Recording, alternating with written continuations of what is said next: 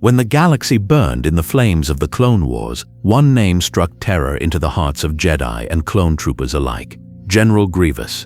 The mechanical scraping of his metal feet, the rasping wheeze of his damaged lungs, the ignition of 4 stolen lightsabers, these sounds heralded death for countless Republic warriors. He was neither fully droid nor truly alive, but something in between, a cyborg abomination wrapped in durasteel armor, his organic brain encased in a mechanical nightmare. He collected lightsabers like trophies, each one torn from a Jedi he had personally slaughtered.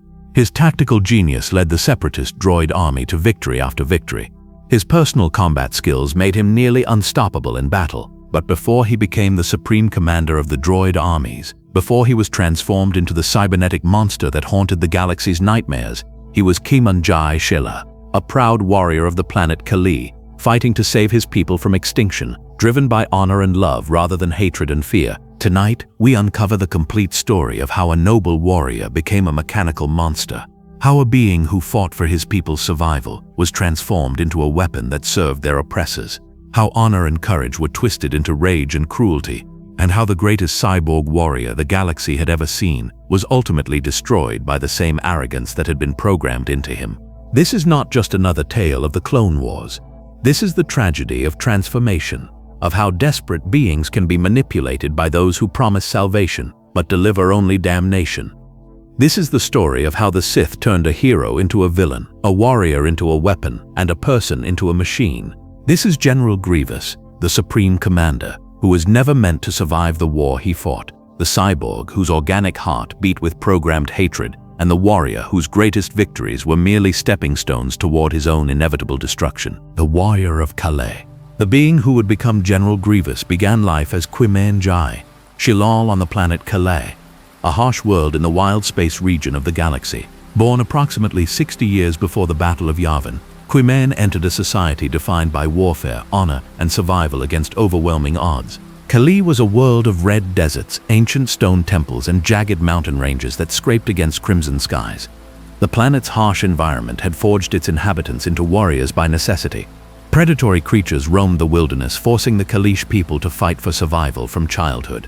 But it wasn't just the wildlife that made Calais dangerous. It was the constant tribal conflicts that defined Kalish culture. The Kalish were a reptilian species with distinctive features, scaled skin ranging from reddish-brown to deep crimson, yellow or orange eyes with excellent vision, and pronounced bone structure that gave their faces an intimidating appearance. They wore ornate masks crafted from the skulls of Mumu, massive predators native to Calais, with each mask telling the story of its wearer's greatest hunts and battles. Young Kiman displayed exceptional aptitude for combat from his earliest years.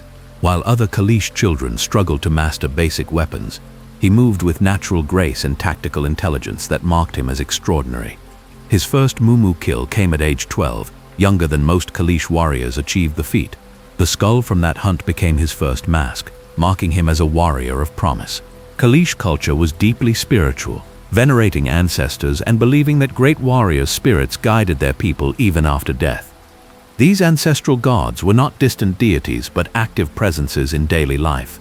Warriors would pray to specific ancestors before battle, seeking their wisdom and strength. This spiritual foundation gave Kiman's early life a framework of meaning beyond mere survival. He fought not for personal glory but to honor his ancestors and protect his people's future. His physical prowess was matched by intellectual capability. Kiman studied the tactics of legendary Kalish commanders, analyzing their strategies and identifying patterns that led to victory or defeat. This combination of physical skill and strategic thinking was rare, marking him for rapid advancement through the warrior ranks. The tribal structure of Kalish society meant constant low-level warfare between clans competing for resources and honor. Kiman participated in numerous such conflicts during his teenage years, each battle adding to his reputation and experience. He learned to fight with traditional Kalish weapons, ligid swords with their distinctive curved blades, Shawnee spears that could be thrown or used in close combat, and outland rifles scavenged from off-world traders. But these tribal conflicts were merely preparation for the war that would define his life and ultimately lead to his transformation. The neighboring planet Hook, home world of the insectoid Yamri species, had long coveted Kali's resources and strategic position. The Yamri viewed themselves as superior to primitive species like the Kalish, an attitude that would have devastating consequences. The Hook invasions began gradually. At first they were presented as trade missions, Yamri merchants establishing outposts on Kali's surface, offering advanced technology in exchange for resource extraction rights. The Kalish, recognizing their technological inferiority, initially accepted these arrangements despite cultural discomfort with the insectoid aliens. The Hook-Kalish War escalated rapidly, from border skirmishes to existential threat. Yamri raiders descended on Kalish settlements with systematic brutality, slaughtering entire villages and enslaving survivors. The insectoid invaders viewed the Kalish as little more than animals, obstacles to be removed or exploited as labor. This dehumanization made their atrocities easier to justify and execute. Kumayen Jai Shilal was 26 when the Hook attacked his home region. The Yamri force was substantial, several hundred soldiers equipped with advanced blasters, combat armor, and air support from their dropships. The Kalish defenders numbered less than 100 warriors armed primarily with traditional weapons and a handful of scavenged rifles. By every conventional military analysis, the battle should have been a massacre, favoring the Hook. But Kima recognized that numbers and technology weren't everything. He studied the terrain, a rocky canyon with numerous caves and narrow passages where the Hook's air support would be ineffective and their numbers would become a liability rather than an advantage. His tactical plan was brilliant in its simplicity. Small teams of Kalish warriors would harass the Hook advance, drawing them deeper into the canyon where the terrain favored close-quarters combat. Once the enemy was committed, larger forces hidden in the caves would emerge to cut off their retreat, trapping them in a kill zone where Kalish close combat superiority would decide the outcome. The battle lasted 18 hours. The Yamri Gai, confident in their technological advantage, advanced exactly as Kaimayan predicted. When the trap sprung, their advanced weapons became liabilities in the confined spaces. Blaster fire ricocheted off canyon walls, hitting as many Hook soldiers as Kalish warriors. Their combat armor, designed for open field battles, restricted movement in tight spaces. The Kalish, by contrast, excelled in this environment. Their lig swords and shoni spears were perfect for close combat.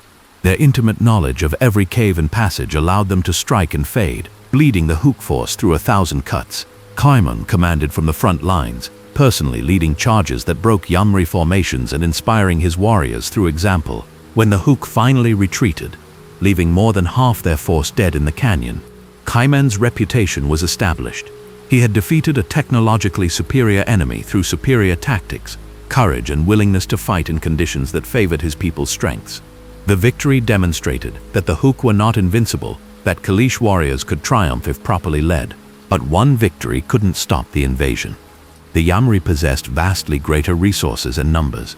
For every force the Kalish destroyed, 2 more arrived from Hook.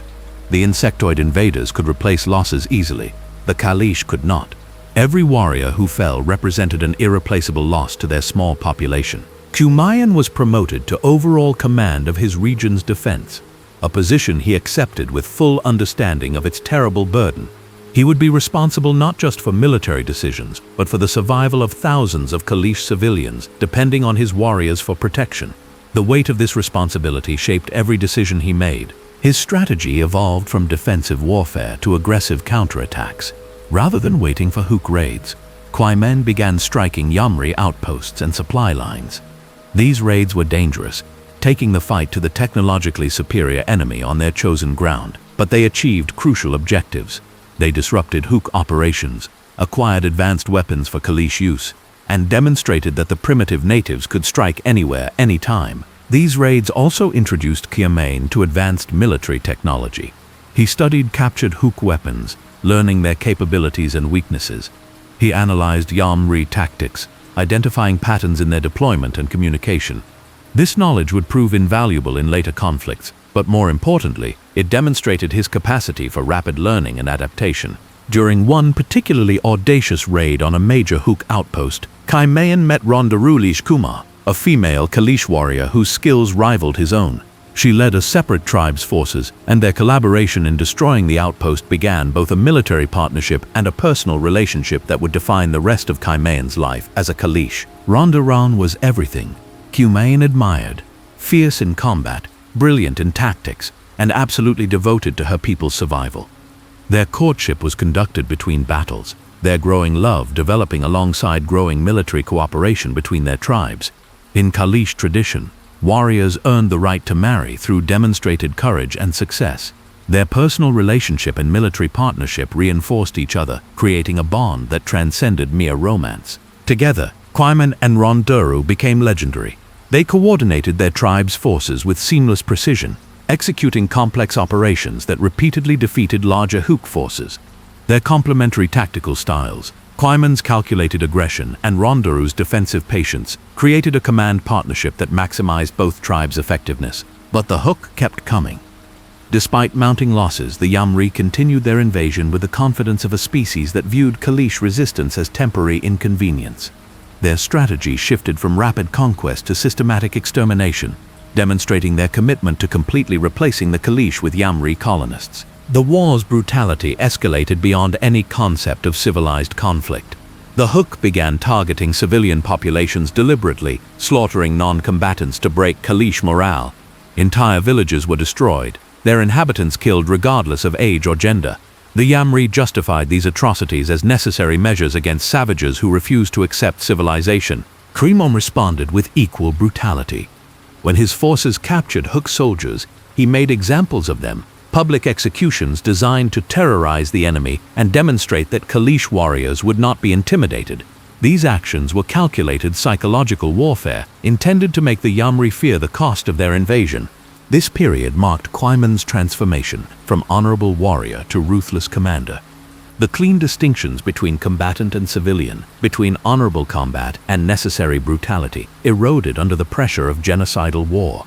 He began making decisions that earlier would have troubled his conscience, justifying them as necessary for his people's survival. The conflict also revealed Kalish society's organizational weaknesses. The tribal structure that had served them well in peacetime became a liability against coordinated Yamri forces. Different tribes maintained separate command structures, competed for resources, and sometimes prioritized tribal interests over collective survival. Cwyman recognized that victory required uniting the Kalish under centralized command. This political challenge proved as difficult as military operations. Kalish tradition emphasized tribal autonomy, with each chief jealously guarding their authority. Convincing these proud warriors to subordinate themselves to unified command required not just military success, but political maneuvering that tested Cwyman's skills in entirely new ways. His approach combined military necessity with cultural understanding. Rather than demanding submission, he offered partnership coordinated operations that allowed tribal chiefs to maintain dignity while acknowledging his overall strategic command. His repeated victories, combined with Ronderu's diplomatic skills and the existential threat all Kalish faced, gradually brought most tribes into a loose military coalition. This unified command transformed Kalish military effectiveness. Coordinated operations replaced isolated tribal resistance. Intelligence networks provided early warning of Hook movements. Resource sharing ensured warriors had weapons and supplies. Most importantly, strategic planning allowed the Kalish to choose when and where to fight, rather than simply reacting to enemy initiatives. The tide of war began shifting. While the Hook still possessed technological and numerical superiority, unified Kalish forces under Cwyman's command inflicted increasingly severe losses. Yamri colonists found themselves constantly under threat, unable to establish secure settlements. The invasion that was supposed to be a quick conquest had become a grinding war of attrition. Cwyman's reputation grew beyond Kali. Off-world traders and observers began speaking of the Kalish commander who was defying a technologically advanced species through tactical genius and sheer determination. These stories would eventually reach beings who saw potential in a warrior of such capability, beings with their own agendas who would ultimately transform Cwyman Shilal into something he never chose to become. But for now, he remained focused on immediate survival. Every day brought new battles, new challenges, new choices between honor and necessity. The warrior who had begun fighting to protect his people was evolving into something harder, more ruthless, more willing to embrace whatever tactics victory required. He didn't realize that these very qualities, tactical genius, willingness to embrace brutality, devotion to a cause beyond himself, were exactly what certain powerful beings sought in potential weapons. The seeds of his eventual transformation were being planted through every battle, every difficult decision, every compromise of honor for survival. Cwyman Shilal, the warrior of Calais, stood at the height of his power and reputation, respected by his people, feared by his enemies. devoted to the woman he loved and absolutely committed to his cause. Everything that defined him as a person, everything that made him who he was, would soon be taken from him, but he couldn't foresee that future. For now he fought with everything he had, believing that determination and skill would be enough to save his people. The tragedy was that determination and skill were exactly why he would eventually lose everything that mattered, transformed from the hero of Kali into the monster known as General Grievious. The betrayal of the Republic. The Republic's intervention in the Huk-Kalish conflict came not from justice or genuine concern for galactic peace, but from political corruption and corporate manipulation that Kimenjai Shilal couldn't possibly have understood from his position on Kali's wild space periphery. The Yamri, facing possible extinction from the Kalish counter-invasion, appealed desperately to the Galactic Senate for protection. Their presentation was a masterpiece of propaganda and calculated deception. They portrayed themselves as victims of unprovoked aggression by savage warriors who had invaded their peaceful homeworld without cause or mercy. The truth, that the Yamri had initiated the conflict through attempted genocide of the Kalish people, was carefully omitted from their appeals. Holovids showed devastated Huk cities, but not the Kalish villages the Yamri had destroyed first. Testimony described Kalish atrocities, but not the Yamri war crimes that had sparked them. The narrative was perfectly crafted to generate sympathy while obscuring responsibility. More importantly, the Yamri possessed something the Kalish did not: political connections and wealth. The insectoid species had long-standing trade relationships with core world corporations and maintained representation in the Galactic Senate. The Kalish, by contrast, were an unknown species from wild space, with no political representation, no trade agreements, no advocates in the halls of power, and no understanding of how Republic politics actually functioned. The intergalactic banking clan, always alert to profitable opportunities, saw enormous potential in the situation. They offered the Yamri massive reconstruction loans to rebuild their shattered infrastructure, and military loans that would place Huk in permanent debt to banking clan interests, ensuring decades of profit from interest payments and resource extraction rights. San Hill, chairman of the banking clan, personally approved the loans with minimal oversight. The arrangement was perfect from the banking clan's perspective. They would profit from Huk's reconstruction while simultaneously establishing economic control over an entire star system. That this arrangement required painting the Kalish as unprovoked aggressors was merely a convenient narrative adjustment. With banking clan financial backing and political support, the Yamri successfully lobbied the Galactic Senate to intervene militarily in the conflict. The presentation to the Senate was propaganda perfection. Carefully edited footage of devastated Huk cities, tearful testimony from Yamri survivors, and economic analysis showing how Kalish aggression threatened regional stability and trade routes. The Kalish perspective was never seriously considered. No Senate investigation team visited Kali to document the Yamri genocide attempts that had sparked the conflict. No independent observers examined evidence of war crimes committed against Kalish civilians. No one asked why a primitive species would launch an unprovoked invasion against a technologically superior neighbor. The Senate, corrupted by corporate influence and swayed by effective propaganda, accepted the Yamri version of events without meaningful question. A resolution was passed condemning Kalish aggression and authorizing Republic military intervention to restore peace and stability to the region. The Republic's response was swift and overwhelming. A fleet of judicial forces warships arrived in the Kali system, their military power dwarfing anything the Kalish could possibly muster. The Republic issued an ultimatum through official diplomatic channels: withdraw all forces from Huk immediately, pay massive reparations to the Yamri for damages inflicted, and submit to Republic oversight to ensure future compliance. Refusal would result in military action against Kali itself, including orbital bombardment and ground invasion by Republic forces. The ultimatum gave the Kalish 72 hours to comply. Kuima Injai, Shilal, meeting with Republic representatives for the first time in his life, was stunned by their attitude and complete disinterest in the Kalish perspective.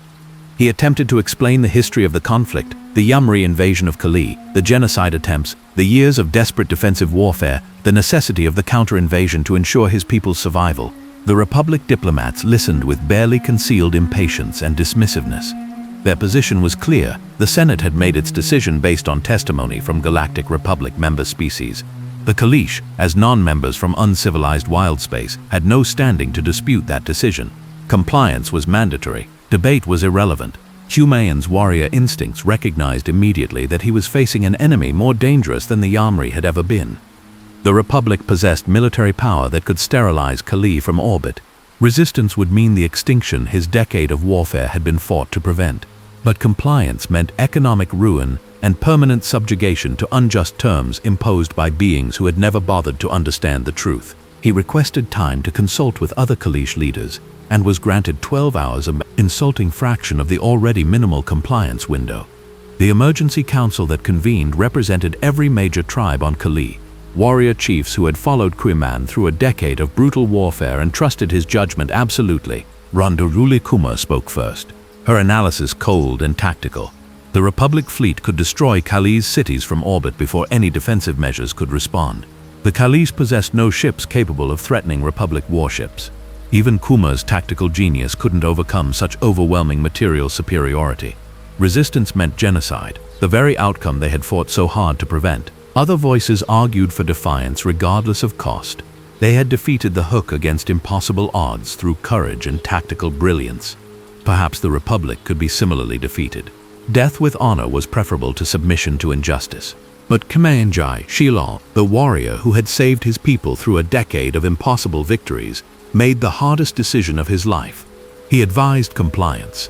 Not because the Republic was right, their judgment was fundamentally unjust based on lies and corporate manipulation, but because resistance would accomplish nothing except the destruction of everything he had fought to preserve. His recommendation carried absolute weight. If their greatest warrior, their living demigod, counseled submission, then submission must be the path of wisdom rather than cowardice. The council voted unanimously to comply with Republic demands. Though every voice carried the weight of bitter defeat, the Kalish withdrawal from Hukah was conducted under Republic observation, their forces retreating to Kali under the watchful censors of Judicial Forces warships. The reparations demanded by the Republic were staggering, effectively all of Kali's limited wealth and resources for the foreseeable future. But the true punishment came in the form of the banking clan's assistance. To pay the massive reparations, Kali would need to borrow from the very institution that had engineered their predicament. Sand Hill personally offered loans at interest rates that ensured Kali would never fully repay them, creating permanent economic bondage to banking clan interests. The alternative was immediate military action. Koimainjaitwon, Shilal, backed into a corner by beings who controlled both military force and economic systems he barely understood, signed the agreements. In doing so, he transformed his people's military victory into economic slavery. The aftermath was devastating for Kalish society. The reparation payments consumed resources needed for reconstruction. The banking clan's loan terms required Kali to export resources at rates that impoverished the planet while enriching off-world corporations. The proud warrior culture that had defeated the Hook found itself reduced to debt servitude to galactic institutions that viewed them as primitive assets to be exploited. Kumam watched his people's suffering with growing rage and helplessness. He had saved them from Yamri extinction, only to deliver them into Republic economic slavery. The demigod who had achieved the impossible in warfare was powerless against the political and economic weapons the Republic wielded with casual efficiency. His relationship with Rondaru became his only source of stability during this period. She shared his rage at the injustice while providing counsel that kept his anger from boiling over into futile resistance. Together, they attempted to minimize the economic damage, negotiating with banking clan representatives for better terms and exploring ways to accelerate debt repayment. But the banking clan had no interest in Kali actually repaying its debts. The current arrangement was perfect from their perspective, a resource-rich planet providing steady profits with no possibility of escape. Every negotiation went nowhere. Every attempt to improve terms was politely declined. Every hope for eventual freedom was systematically crushed. The warrior culture that had sustained Kalish society began to erode under economic pressure. Young warriors who should have been training and hunting instead worked in mines extracting resources for off-world corporations. Tribal structures weakened as traditional practices became economically unsustainable. The spiritual traditions that had given Kalish life meaning were dismissed by Republic observers as primitive superstitions unworthy of consideration. Kwaimanjai Shilal, the living legend who had saved his people, watched helplessly as everything he had fought for was destroyed through means he couldn't fight. His tactical genius was useless against economic exploitation. His warrior skills couldn't defeat political manipulation. His courage was irrelevant against systematic institutional injustice. The frustration and rage that built within him during this period created a vulnerability that certain beings were watching for. The banking clan, while profiting from Kali's exploitation, was also evaluating potential assets, and Qimen Jai Shilal, legendary warrior, tactical genius, burning with rage at injustice, represented exactly the kind of asset that could be cultivated for future use. Sandhill began sending representatives to meet with Qimen personally, ostensibly to discuss debt renegotiation, but actually to assess his potential for other purposes. These meetings revealed that Qimen's hatred for the Republic that had betrayed his people was absolute. His desire for vengeance was consuming, and his tactical brilliance remained undimmed despite his inability to apply it to economic warfare. The banking clan wasn't the only organization watching. Count Dooku, already planning his separatist movement years before it would publicly emerge, had agents gathering intelligence throughout the Outer Rim. Reports of a warrior who had defeated technologically superior enemies through tactical genius and had been betrayed by the corrupt Republic reached him with great interest, but none of these observations or plans were apparent to Qimen. He only knew that his people were suffering, that the justice he had fought for had been denied through corruption and manipulation, and that the warrior skills that defined his existence were useless against the true powers that controlled the galaxy. In his darkest moments, Qimen wondered if it would have been better to die fighting the Republic than to live watching his people enslaved. The demigod of Kali had become a prisoner of circumstances beyond his control, watching helplessly as everything he loved was slowly destroyed by forces he couldn't comprehend or combat. The stage was being set for his transformation, though he didn't yet realize it. The rage building within him, the tactical genius refined through a decade of warfare, the absolute hatred for the Republic that had betrayed him, all of these were ingredients that certain beings knew exactly how to exploit. Qimen Jai Shilal stood at the edge of an abyss, unaware that forces far beyond his understanding were preparing to push him over the edge. The warrior who had saved his people was about to become the weapon that would help destroy the Republic he had learned to hate. But that transformation required one final push, one more betrayal, one more loss, one more tragedy that would shatter what remained of Qimen Jai Shilal's identity and create the void into which General Grievous would be born. And that tragedy was approaching fast. The death of love, the years of economic servitude ground on, each one harder than the last. For the people of Kali, Qimen Jai Shilal attempted to maintain his people's spirits, using his legendary status to inspire hope that circumstances would eventually improve. But privately, he and Rondaru Lai Kumar both recognized that Kali was caught in a trap designed to be inescapable. Rondaru became increasingly involved in diplomatic efforts to improve their situation. Her tactical intelligence translated well to political negotiation, and she possessed patience that complemented Qimen's aggressive instincts. While he struggled with the frustration of being unable to simply fight their oppressors, she worked tirelessly to find legal and economic paths toward better terms. Her efforts brought her into contact with various Republic officials, banking clan representatives, and trade organization bureaucrats. She traveled off-world frequently, attending meetings on worlds throughout the sector, always seeking allies or advantages that might help her people. Qimen supported these efforts despite his personal hatred for the institutions she negotiated with, recognizing that her diplomatic skills were their best hope for peaceful improvement. During one such diplomatic mission to a banking clan facility, Rondaru boarded a shuttle for return to Kali. The vessel was a standard passenger transport, certified safe by Republic authorities, operated by a reputable company with decades of unblemished service. There was no reason to expect anything unusual about the flight. The shuttle exploded 30 minutes after leaving the station, a catastrophic failure that destroyed the vessel instantly and killed everyone aboard. Initial reports suggested mechanical malfunction, a tragic accident, but one of those random occurrences that sometimes happen despite all safety precautions. The news reached Qimen while he was meeting with tribal chiefs about resource allocation. The messenger who brought the report could barely speak, his voice breaking as he delivered the information. Rondaru Lai Kumar, the legendary warrior, Qimen's beloved wife, the hero of Kali, was dead, killed in a shuttle explosion that Republic investigators were already ruling accidental. Qimen's immediate reaction was denial. This couldn't be true. Rondaru had survived a decade of warfare against the Hook, had led forces through battles where death seemed certain, had emerged victorious from conflicts that killed thousands. She couldn't have died in a random mechanical failure during a routine shuttle flight. The denial gave way to grief so profound that it physically staggered him.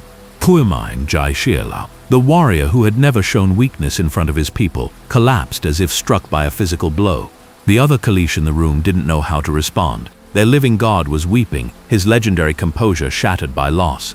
But grief quickly transformed into something else: suspicion. Kima's tactical mind, even through the fog of emotional devastation, recognized that the timing was too convenient. Rondaru had been investigating irregularities in the banking clan's accounting of Kali's debt payments, believing she had found evidence of fraudulent interest calculations that could reduce what Kali owed. She had mentioned these findings to Kimem before leaving for her last trip, expressing hope that she might have discovered a path toward debt reduction or even cancellation if the fraud was proven.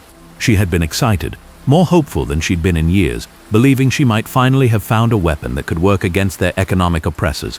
And now she was dead in an accident that conveniently occurred before she could present her findings to any authority that might investigate. The explosion had been thorough enough that all her data devices were destroyed, all her research lost, all her evidence turned to vapor and scattered across space. Kumayan demanded an investigation. Republic authorities conducted one, a perfunctory review that took less than a week, and concluded exactly what initial reports had suggested. Mechanical failure, tragic accident, no evidence of sabotage, case closed. The shuttle company expressed condolences and paid standard death benefits to Kali as compensation. But Kwaiman's investigation, conducted through Kalish intelligence networks and contacts developed during the war, told a different story. The shuttle's maintenance records had been altered shortly before the flight. The mechanic who had last serviced the vessel disappeared immediately after the explosion. Banking clan representatives had made unusual inquiries about Rondaru's travel schedule in the days before her death. None of this evidence was conclusive. Any competent tribunal would dismiss it as circumstantial at best, paranoid conspiracy theory at worst. But Kwaiman Jai Shilal, who had spent a decade reading his enemies' intentions and anticipating their moves, knew with absolute certainty that his wife had been murdered by the very institutions she had been trying to negotiate with peacefully. The banking clan had killed her. Not through direct action that could be proven. They were far too sophisticated for such crude methods, but through proxies and cutouts that provided perfect deniability. They had murdered Rondaru Likumar to protect their fraudulent profit scheme, eliminating a threat to their economic exploitation of Kali with the same casual efficiency they might use to delete an inconvenient financial record. And the Republic, the supposed guardians of justice and peace, had conducted a sham investigation designed to reach predetermined conclusions. Whether through corruption, incompetence, or simple indifference to the fate of beings from wild space, they had ensured that Rondaru's murder would never be acknowledged, never be investigated properly, never result in any consequences for the true perpetrators. The rage that had been building in Kimanjai Shialal since the Republic's betrayal of Kali crystallized into something pure and absolute. These institutions, the Republic, the banking clan, the whole corrupt system that exploited beings like the Kalish while pretending to represent civilization and justice, had taken everything from him: his people's freedom, their economic future, and now the woman he loved more than his own life. He wanted vengeance. Not the strategic vengeance he had taken against the Hook, calculated to protect his people. This was personal, burning, consuming, the desire to see the banking clan and Republic destroyed regardless of cost or consequences. But he was helpless to achieve it. What could one warrior, even a legendary one, do against institutions that controlled governments and economies across the galaxy? The funeral ceremonies for Rondaru lasted for days, with warriors from across Kali traveling to honor the fallen hero. Kwaiman performed the rituals mechanically, his body going through motions while his mind burned with rage and grief. When he placed her ancestral mask in the temple alongside those of other legendary Kalish warriors, he made a private vow. Her death would be avenged, no matter what it took, no matter how long it required. But even as he made that vow, he had no idea how to fulfill it. He was trapped in the same economic prison that had killed Rondaru, bound by the same forces that had murdered her with impunity. His tactical genius, his warrior skills, his legendary status, none of it gave him power against enemies who operated through systems and institutions rather than direct military force. The months following Rondaru's death marked the lowest point of Kimayan's life. Legendary charisma and inspiring presence, replaced by bitter silence. He still performed his duties as military commander, but the passion that had driven him was gone, replaced by mechanical execution of responsibilities he no longer cared about. His fellow Kalish watched their demigod fade before their eyes. The warrior who had saved them from the Hook was being destroyed by grief and helpless rage. Some feared he might do something desperate, launch a futile attack against banking clan facilities, or Republic authorities that would accomplish nothing except giving them excuse to retaliate against Kali even more harshly. But Kimane did nothing. He trained obsessively, pushing his body beyond normal endurance, as if physical suffering could somehow balance emotional agony. He studied star charts and tactical manuals, seeking distraction in intellectual exercise. He visited Rondaru's temple shrine daily, speaking to her spirit according to Kalish tradition, asking her forgiveness for his failure to protect her. What he didn't know was that his grief and rage had not gone unnoticed by those who had been watching him for years. The banking clan's psychological profiles of Kumain Jai Shilal noted his deteriorating mental state with clinical interest. Count Dooku's agents reported that the legendary Kalish warrior was emotionally compromised and potentially vulnerable to recruitment. And Sandhill, chairman of the intergalactic banking clan, began planning how to transform grief and rage into a weapon that would serve the separatist cause that was beginning to take shape in the shadows. Kimen Jai Shila's tactical genius and warrior skills would be valuable assets. But more than that, his absolute hatred for the Republic made him the perfect candidate for a transformation that would require completely abandoning his old identity. The banking clan had murdered Rondaru Laid Kumar to protect their profits and silence her investigation into their fraud.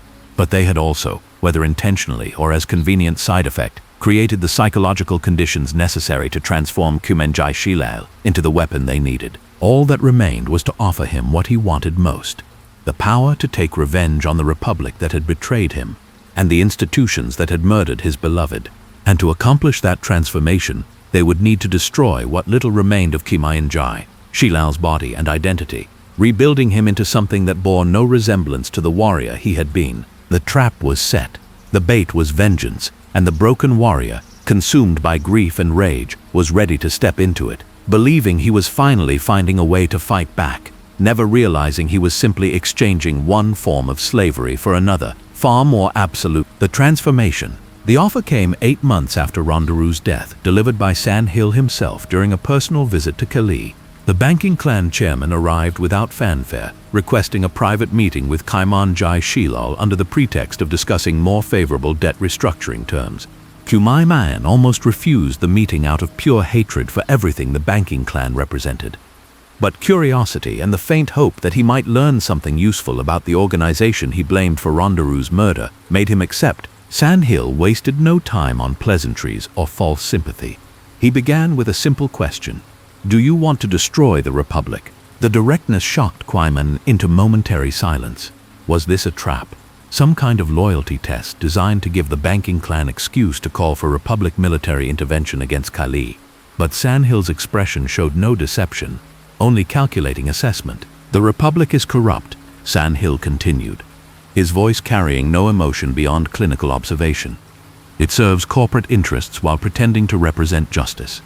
It exploits worlds like Kali while claiming to maintain peace, and it will never change through legal means because the corruption is structural, built into the very system that sustains it. Quaiman listened, his tactical mind analyzing every word for motive and meaning. Sandhill was telling him nothing he hadn't concluded himself, but why? What was the banking clan's interest in expressing such sentiments? The chairman explained. A movement was building in the shadows, beings who recognized the Republic's fundamental corruption and were preparing to challenge it directly, not through futile legal reforms or ineffective protests, but through organized military and political opposition that would force the Republic to either reform genuinely or be replaced. This movement needed military commanders of exceptional capability, leaders who understood tactics and strategy at the highest level, who could coordinate complex operations across multiple theaters, who could inspire loyalty and execute campaigns against seemingly superior forces. Leaders exactly like Koiman Jai Shilal, whose decade of victories against the Hook had demonstrated precisely those qualities. Kumayan's first instinct was to refuse immediately. He had fought one war to save his people, and it had cost him everything. Why would he fight another war for beings he didn't know, in conflicts that weren't his concern? His responsibility was to Kali, not to galactic politics he barely understood. But Sandhill anticipated that objection. Your people will never be free while the Republic exists in its current form, he stated flatly. The debt will never be repaid because the system is designed to prevent repayment. Kali will remain economically enslaved for generations unless the Republic that enforces that slavery is destroyed. The logic was compelling, but incomplete. Even if the Republic fell, What guarantee did Kwaima have that what replaced it would be any better? Wasn't he simply being recruited to serve a different master, who would prove equally exploitative? Sandhill's response revealed the true depth of the plot. You would not be serving as subordinate, he explained. You would be supreme commander of the separatist droid armies, answerable only to Count Dooku himself and responsible for overall military strategy across the entire Confederacy. Your tactical genius would shape how we prosecute the war. Your decisions would determine our military policies. You would have the power you need to ensure beings like the Kaleesh are treated fairly in the new order. The offer was staggering. Supreme Commander, a position that would give him military authority over resources that dwarfed anything he had commanded during the Hook War. The power to actually fight the Republic, rather than helplessly watching his people be exploited. The chance to avenge Rondaroo by destroying the system that had killed her. But Kumanjai Shilal was not naive.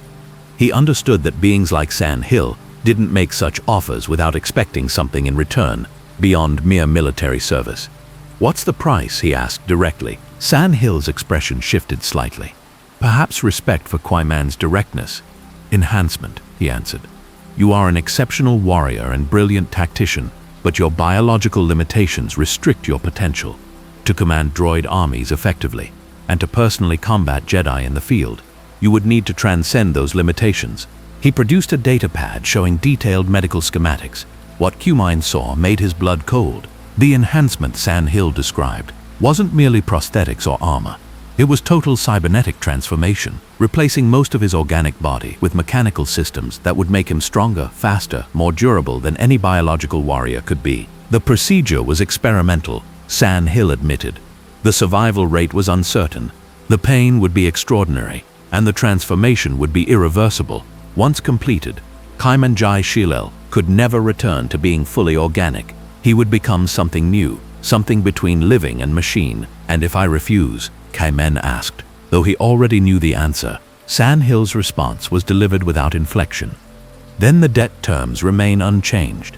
Kalee continues its current trajectory toward permanent economic servitude, and the Republic that betrayed your people faces no consequences for what it has done to you. It wasn't actually a choice. It was an ultimatum wrapped in the appearance of voluntary decision. Accept transformation and gain the power to fight back, or refuse and remain helpless while Kalee suffered and Rondaroo's murder went unavenged forever. Kyoimraman requested time to consider. Sandhill granted him 1 week, leaving detailed specifications of what the transformation would entail. The schematics showed complete replacement of his body from the neck down, leaving only his brain, eyes, and vital organs encased in a durasteel endoskeleton surrounded by armor plating. The warrior who studied those schematics was already broken. The death of Rondaroo had shattered something essential in Kumanjai Shilal's identity. He no longer possessed the clear sense of purpose that had sustained him through the war with the Huk. His future stretched ahead as decades of helpless suffering, watching his people slowly destroyed by forces he couldn't combat with the skills that defined who he was. The transformation Sandhill offered was horrific, surrendering his body, his physical identity, perhaps even aspects of his very self. But it offered something he desperately needed: purpose and power. The ability to actually fight back rather than accepting defeat. The chance to avenge Rondaroo and protect his people through direct military action rather than futile negotiation. He spent the week in meditation and prayer according to Kaleesh tradition, consulting with his ancestors' spirits and asking Rondaroo's guidance.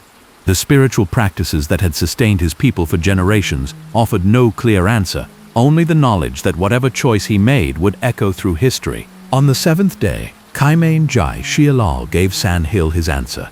He would accept the transformation, not because he trusted the banking clan or believed their promises about the new order they wanted to create, but because the alternative, doing nothing while his people suffered, was unacceptable to everything he was. Sandhill accepted his agreement with visible satisfaction.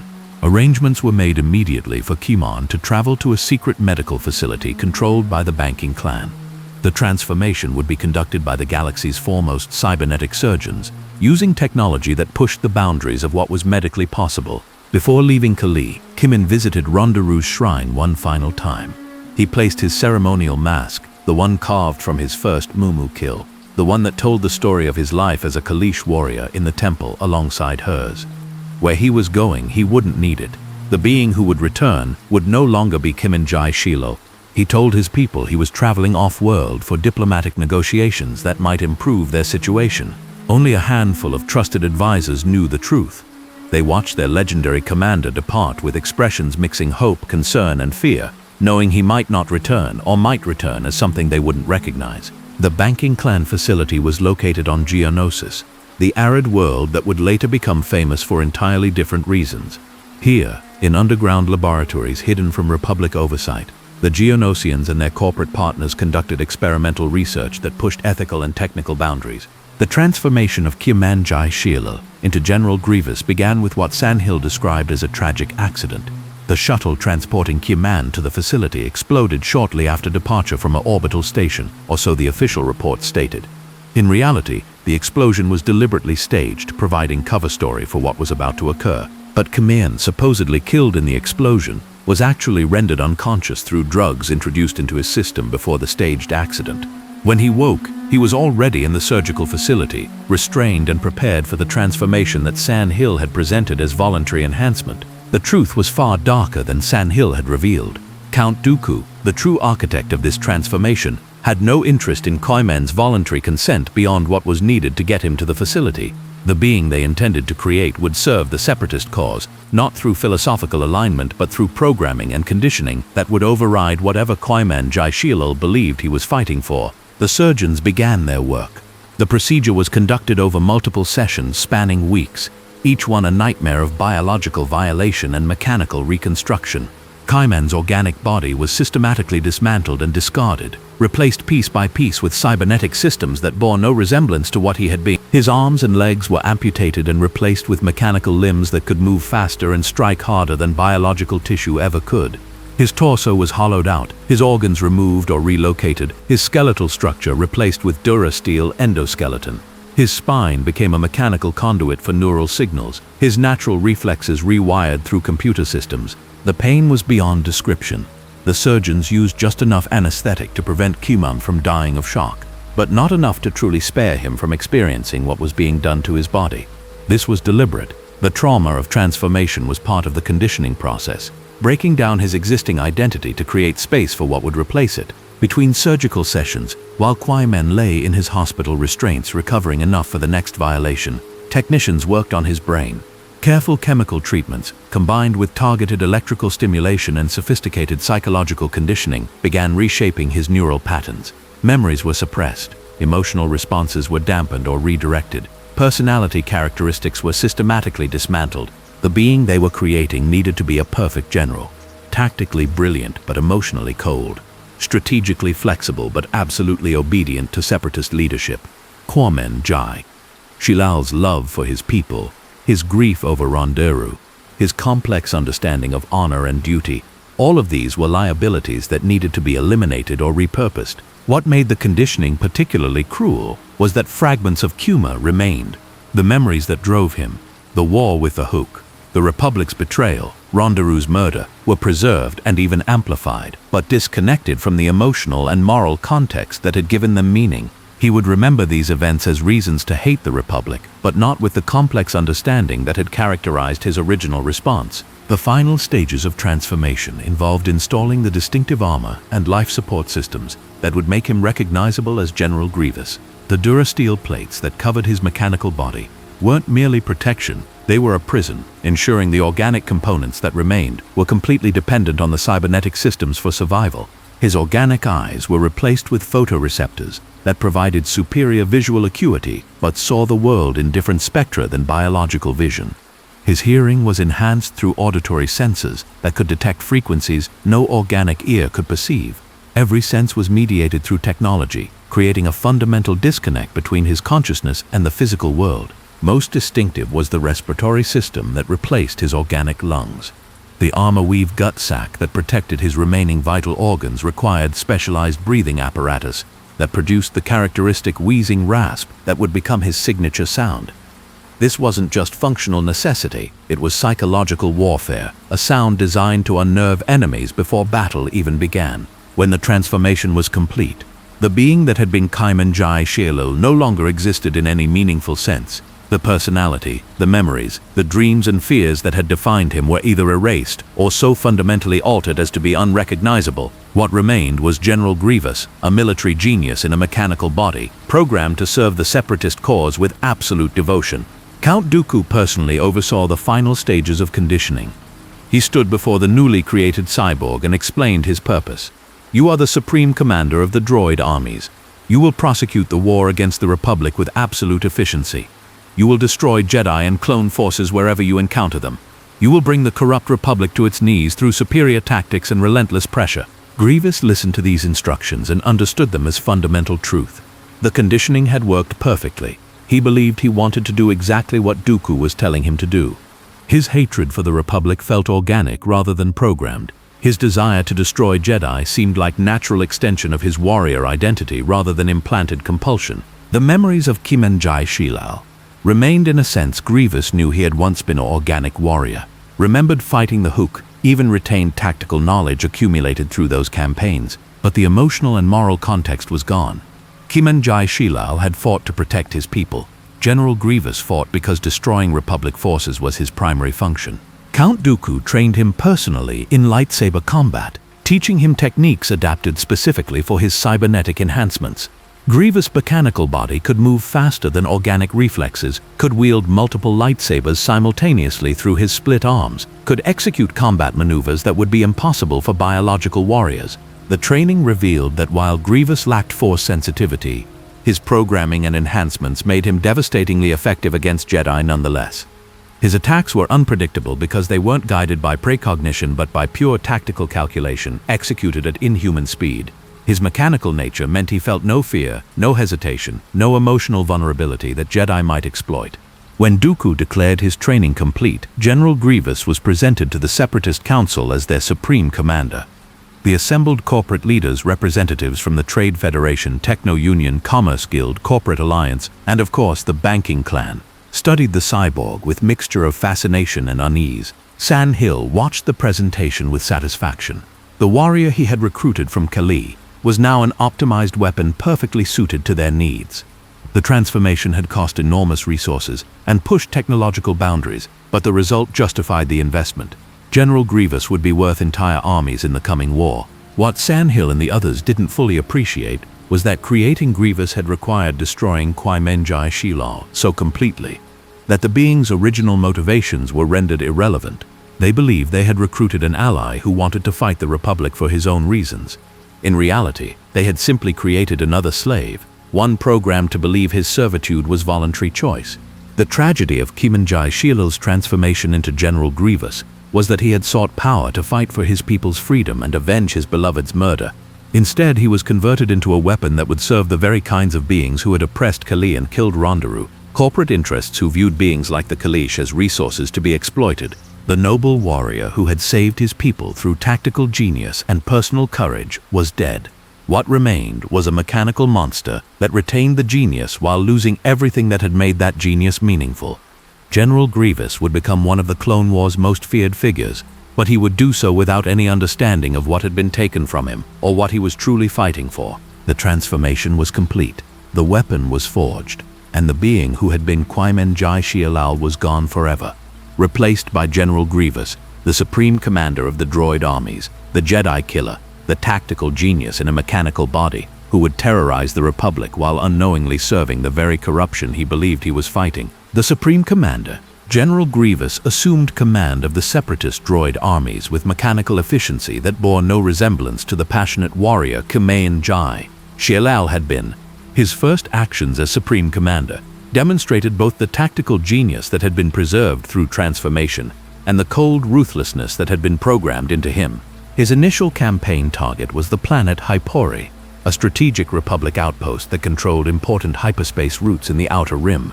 The Republic garrison there consisted of clone troopers supported by several Jedi Knights, a force considered sufficient to defend against typical separatist attacks. But Grievous's approach was anything but typical. He studied the Republic's defensive dispositions with inhuman patience, analyzing troop movements, supply patterns, and communication protocols. His cybernetic mind could process tactical data at speeds that would overwhelm organic brains, identifying patterns and weaknesses that human commanders might miss. The assault on Hypori was a masterpiece of coordinated offensive operations. Grievous directed multiple droid armies simultaneously, maintaining perfect command and control across forces numbering in the hundreds of thousands. His tactical innovations, using terrain to channel Republic forces into kill zones, employing combined arms tactics that maximized droid effectiveness, and personally leading assaults at critical points, overwhelmed defenses designed to resist conventional attacks. The Jedi present at Hypori found themselves facing an enemy unlike any they had encountered. Grievous' cybernetic enhancements allowed him to move with blinding speed, his 4 arms wielding lightsabers stolen from fallen Jedi in previous battles. His fighting style was brutal and efficient, designed not for elegance but for maximum lethality. The Battle of Hypori established Grievous's reputation as a Jedi killer. He personally defeated multiple Jedi Knights, killing some and forcing others to retreat in disarray. The victory demonstrated to both Republic and Separatist leadership that the cyborg general was everything Count Dooku had promised, a military commander capable of achieving objectives that seemed impossible, and a personal combatant who could face Jedi without the Force sensitivity that previous Separatist leaders lacked. But this success came at a cost that Grievous himself couldn't recognize. His tactical approach prioritized victory through overwhelming force and acceptable losses, rather than the creative improvisation that had defined Qui-Gon Jinn. Shilal's campaigns against the Hook. He would sacrifice entire droid armies without hesitation if it achieved strategic objectives, something the original Kalish warrior, who had fought to minimize casualties among his own forces, would have found abhorrent. His command style inspired fear rather than loyalty. The Separatist military officers who served under him learned quickly that failure resulted in execution. Grievous would kill incompetent subordinates personally, crushing their throats with his mechanical hands or bisecting them with his lightsabers. This brutality ensured obedience but eliminated the kind of creative initiative that effective militaries required.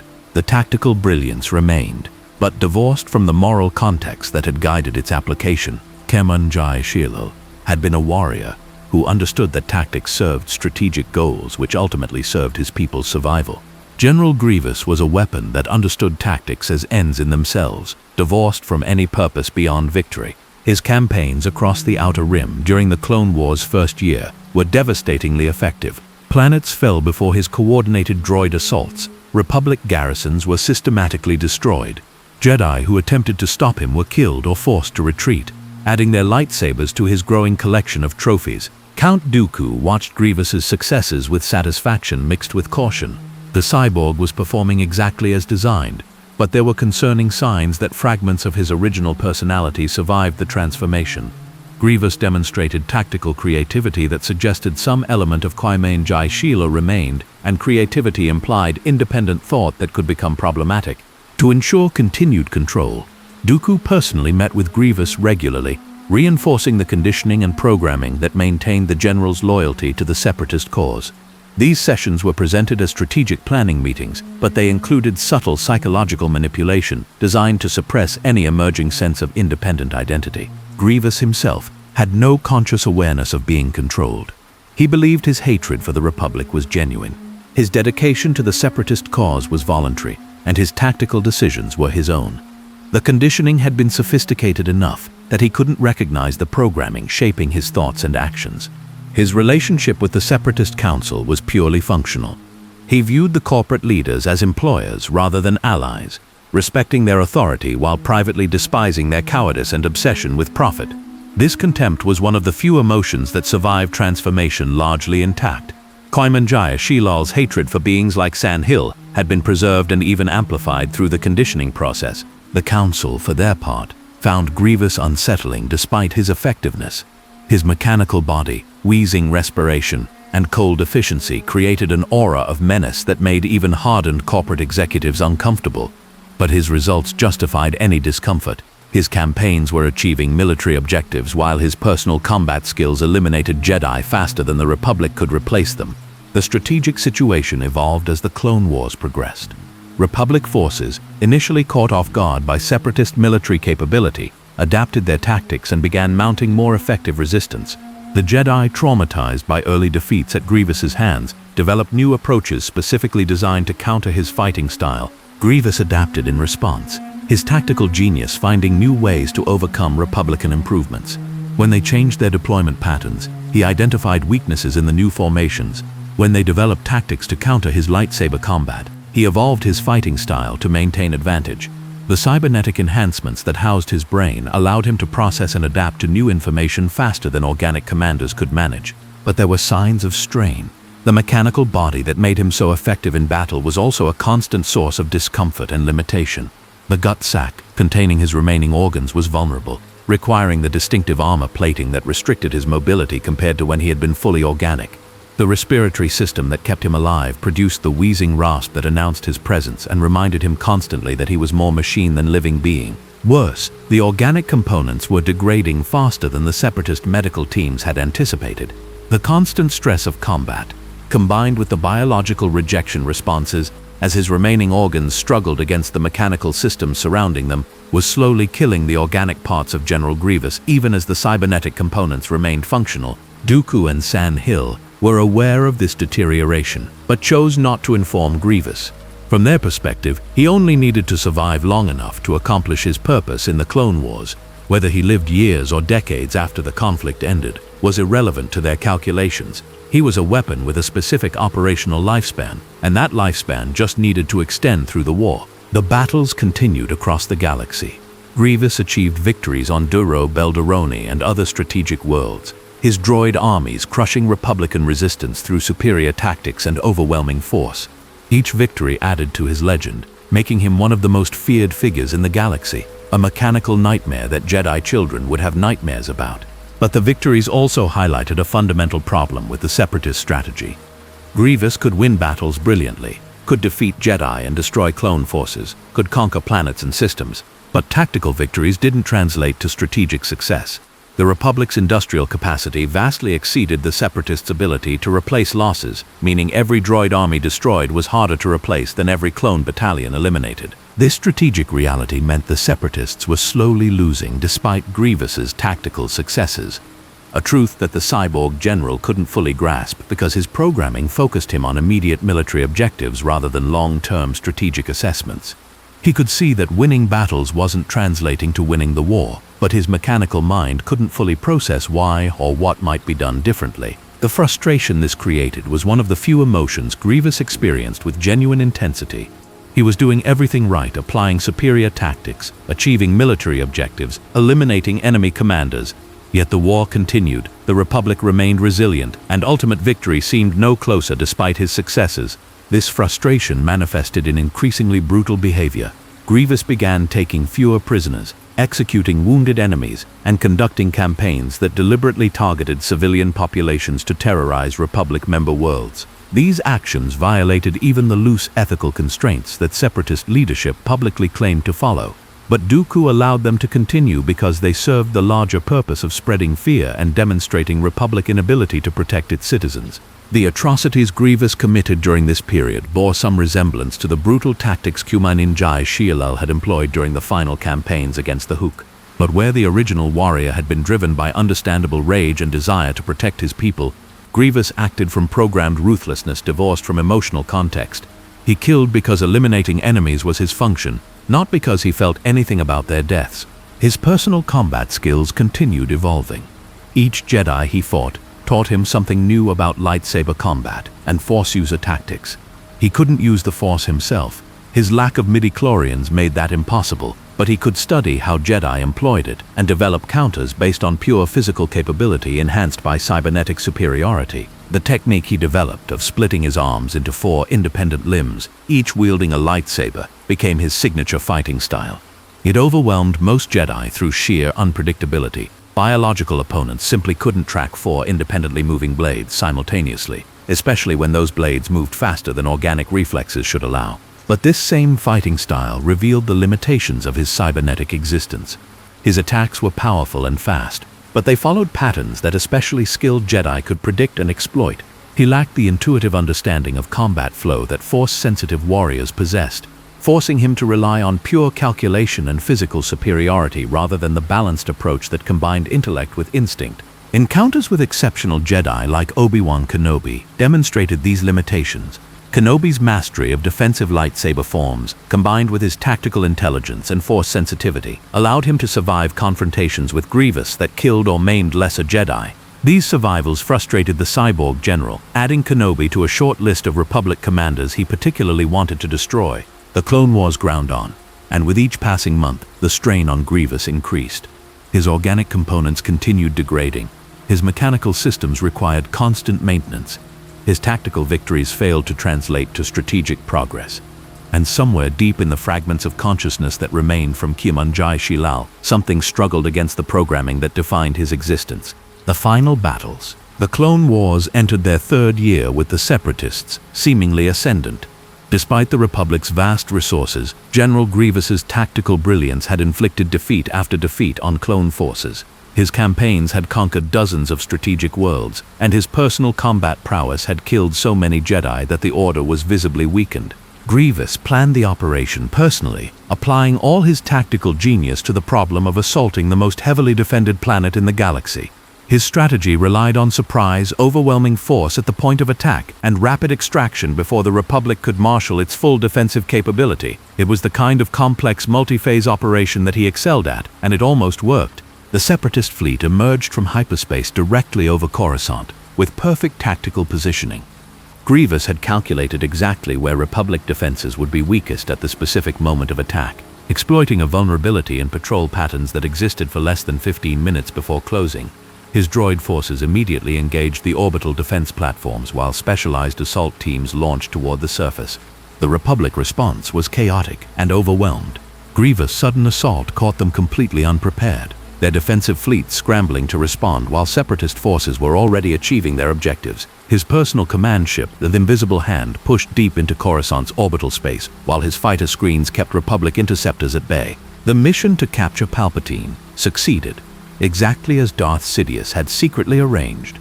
The Supreme Chancellor was abducted from his heavily guarded residence and brought aboard the Invisible Hand, setting up the scenario that would trigger the Clone Wars' final phase. But the extraction went wrong. Or rather, it went exactly as Sidious intended while appearing to go wrong.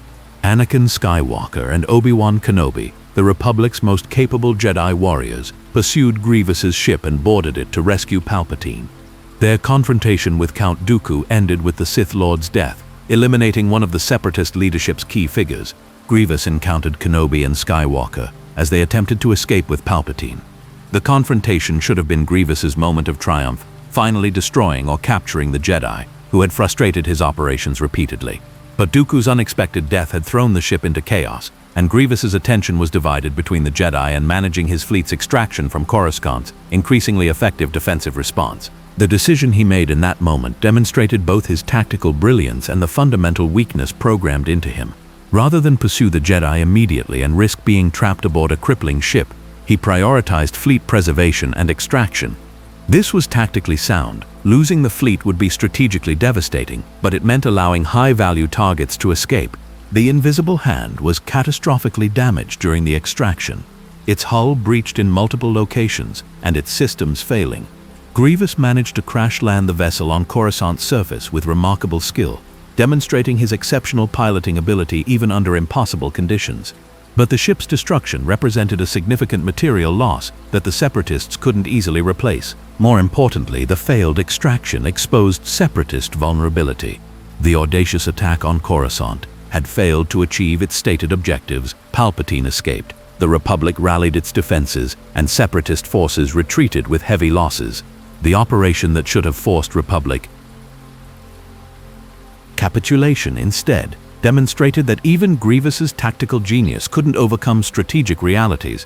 In the operation's aftermath, Grievous was ordered to relocate Separatist leadership to Utapau, a remote world in the Outer Rim that would serve as the Confederacy's new command center. Count Dooku's death necessitated organizational restructuring, with Grievous assuming even more direct control over military and political operations. But Dooku's death also severed the primary control mechanism that had kept Grievous's conditioning reinforced. Without the Sith Lord's regular psychological manipulation, small cracks began appearing in the programming that defined the cyborg general's identity and purpose. These cracks manifested as moments of clarity where Grievous questioned his situation. Why was he fighting this war? What would Separatist victory actually achieve? Why did he serve beings like San Hill and Nuta Gunray, who represented exactly the kind of exploitative corporate interests he should despise? The answers his programmed mind provided: that he fought to destroy the corrupt Republic, that Separatist victory would create a more just galactic order, that his service advanced his true objectives, satisfied less completely than before. Something was wrong, though he couldn't articulate what. On Utapau, Grievous established his headquarters in one of the planet's massive sinkholes, surrounding himself with droid armies and defensive emplacements that should have made the position impregnable. His tactical analysis suggested that the Republic would need weeks to locate him and months to mount an effective assault on such a well-defended position. But Republic intelligence, guided by Darth Sidious's careful manipulations, located him within days. Obi-Wan Kenobi was dispatched to Utapau with a clone battalion to eliminate or capture the Separatist leadership, a mission that would determine the Clone Wars' final outcome. Kenobi's approach to Utapau was cautious and tactical, exactly the kind of operation that Grievous would normally anticipate and counter effectively. But the degradation of his organic components had progressed to the point where his mental processing was intermittently impaired. He experienced moments where his thoughts seemed unclear, where tactical calculations that should have been automatic required conscious effort. The medical droids attending him reported critical deterioration of his remaining organs, recommending immediate replacement surgeries or cybernetic alternatives. But Grievous, for reasons he couldn't fully articulate, refused treatment. Some fragment of Kamayan Jai Shilal was asserting itself, choosing death as an organic being over further transformation into pure machine. When Kenobi's forces attacked, the battle unfolded with brutal intensity. Clone troopers and battle droids clashed in the sinkhole's confined spaces, while Grievous coordinated defensive operations from his command center. His tactical skills remained sharp despite his physical degradation, and the Republic forces took heavy casualties against his prepared defenses. But Kenobi himself was the real threat. The Jedi Master navigated through Grievous's defenses with skill born from years of warfare experience, eventually reaching the command center where the cyborg general coordinated his forces. Their final confrontation was almost anticlimactic in its brevity. Grievous split his arms and attacked with all 4 lightsabers simultaneously, the technique that had killed dozens of less skilled Jedi. But Kenobi's mastery of Soresu, the defensive form he had perfected specifically to counter overwhelming offense, allowed him to deflect the assault while looking for openings. The flaw in Grievous's design, the vulnerability that had always existed, was his exposed gut sac containing his remaining organic components. The armor protecting it was strong but not impervious, and a sufficiently powerful strike to precisely the right location could rupture the protective casing. Kenobi's force-enhanced reflexes allowed him to identify the moment when Grievous's complex 4-blade assault created a momentary opening. He didn't strike with his lightsaber. Instead, he used the Force to pull a blaster from a nearby droid and fired multiple shots directly into the exposed gut sac. The armor plating cracked under the sustained blaster impacts. The gut sac ruptured, exposing Grievous's organic components to the air.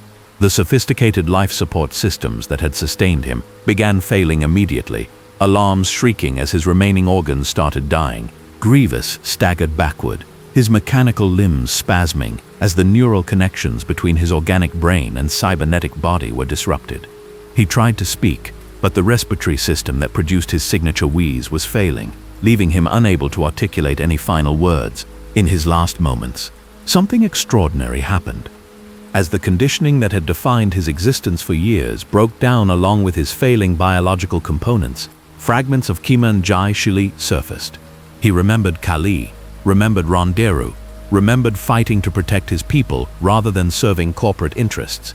The realization of what had been done to him, how completely he had been manipulated, how thoroughly his original purpose had been perverted, hit with devastating clarity. He had been transformed into a weapon, serving exactly the kind of beings he had fought against.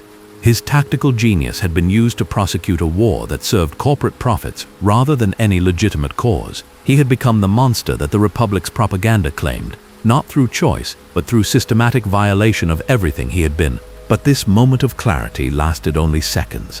The organic components that could sustain consciousness were dying, and with them went the last traces of both Kamayan Jai Shilal and General Grievous.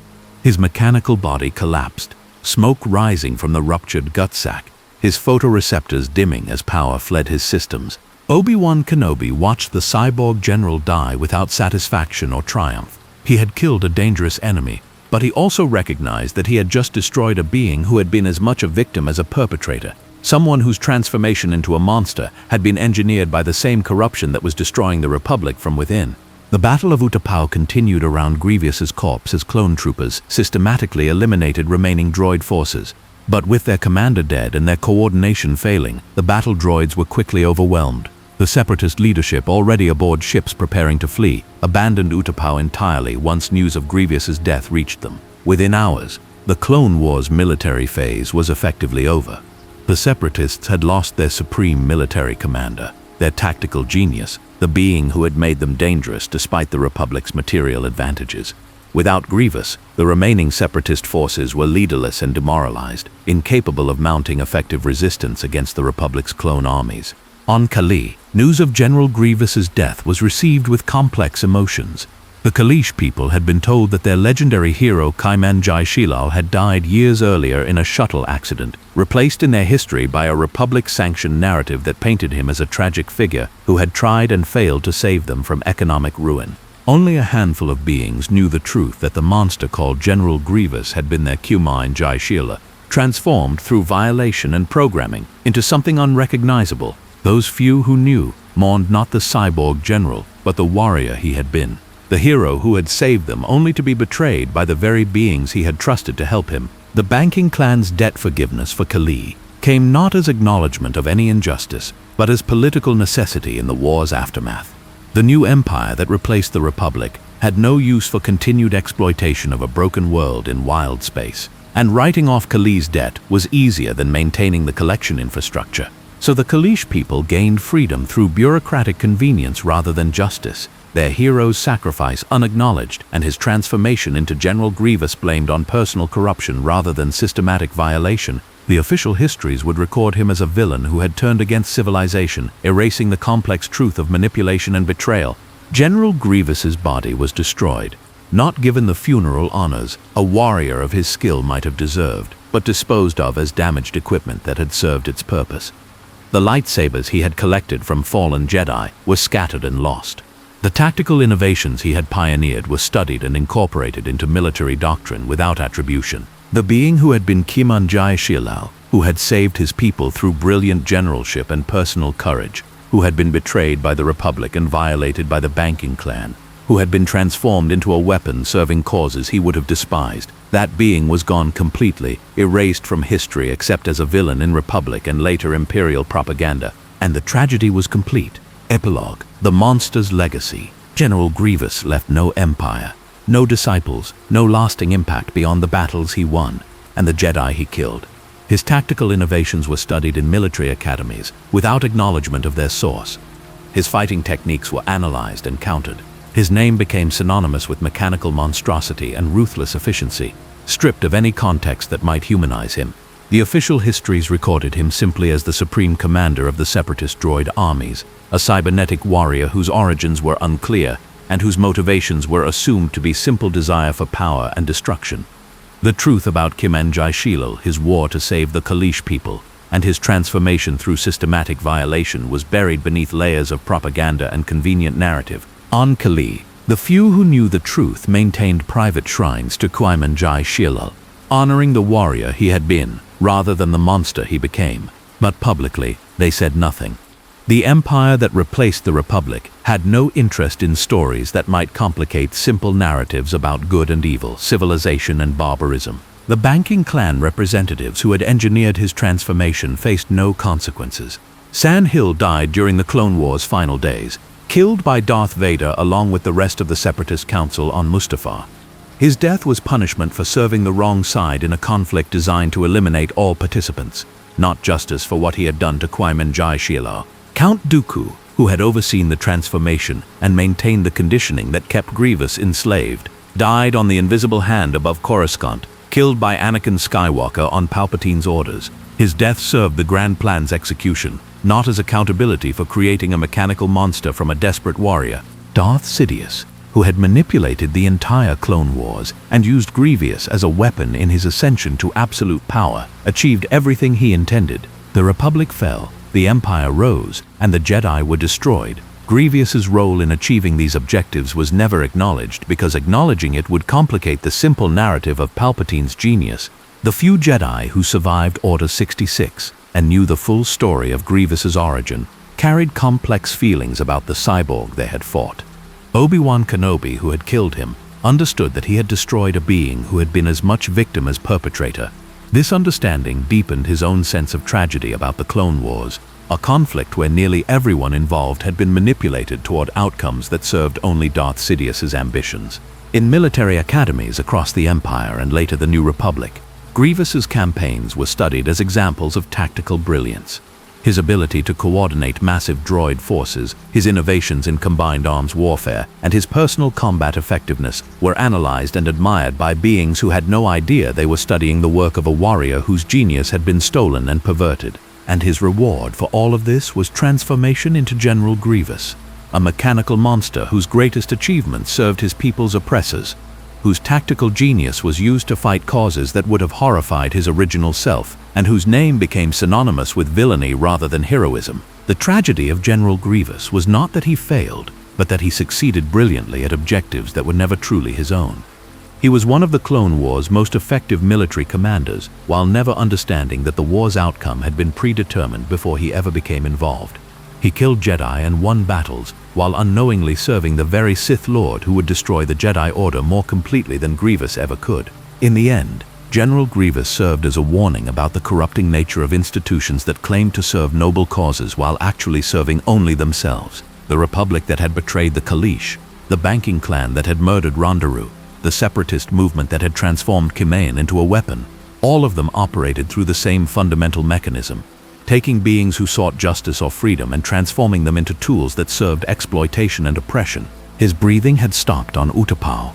His mechanical body had collapsed into scrap, and the being who had been both Kumanjai Shilal and General Grievous was finally free from the programming, conditioning, and violation that had defined his existence. This was his legacy, a warning about the price of power, the danger of institutional corruption, and the ease with which even the most noble warriors could be transformed into weapons serving the very evil they thought they were fighting.